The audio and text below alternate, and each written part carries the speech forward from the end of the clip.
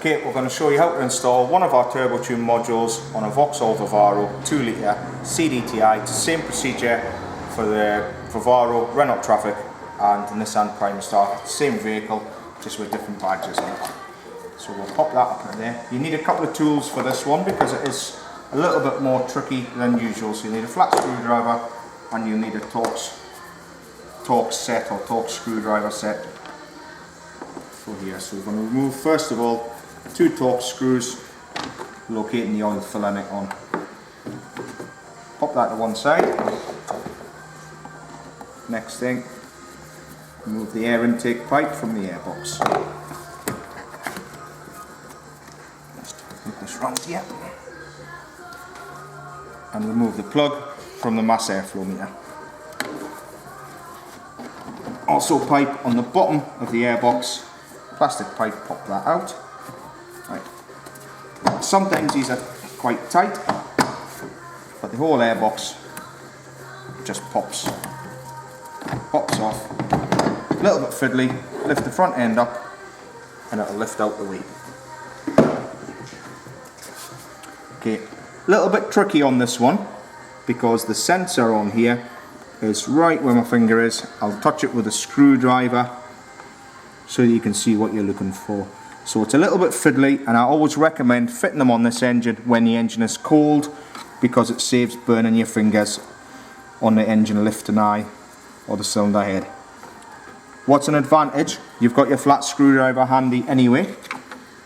So if you push the squeeze clip on the sensor, and you hear it click, and that's it, off. So pull this off, right out the way, and we'll start installing the module. You notice there's 2 plugs on the module.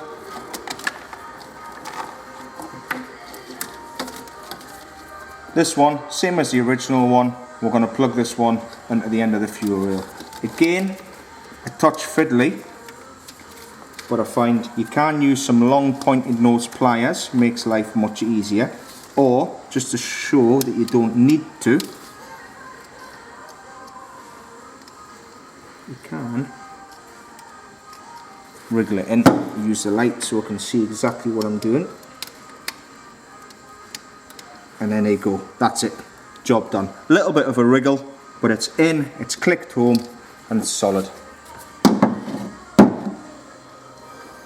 So now we'll match the 2 connectors up. Now on this one there's a right and a wrong way to do it. You've got the original connector here with a squeeze clip, and on this plug you have a little sloped peg. Sloped peg must go to the latch and you'll hear it click. That's it. Job done.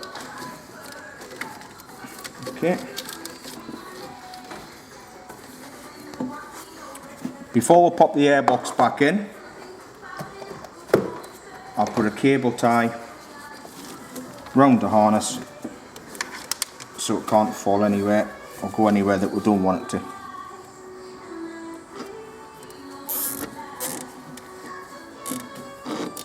Okay, not as bad as it looks. You see, it's only took a minute or 2 to remove the airbox and we're ready to pop it back in.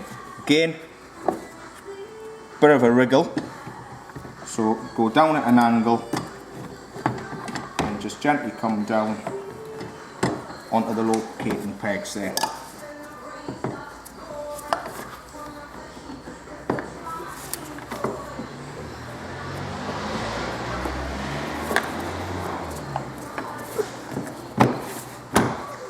There we go.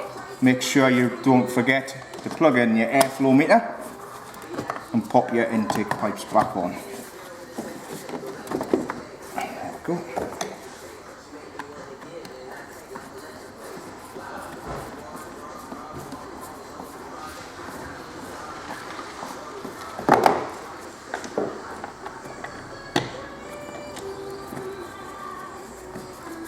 Tighten your 2 Torx back up on your oil filler.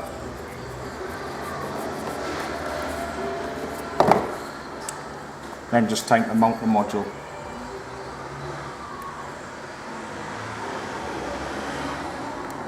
We're going to use the Velcro to attach it. We've already cleaned this off prior to doing the job. And we'll mount the module on here. So we're going to switch the module on. We've got the middle switch which controls low down torque. We always recommend starting off in the medium setting. The lower switch controls brake horsepower, and again we're going to start off in the medium setting. You have low, medium and high on both switches, and you have the on off switch. So it's on, both switches in medium, gives you the best balance between power and fuel economy. And all we're left to do now is to tidy up the wiring harness and pop a couple of cable ties on.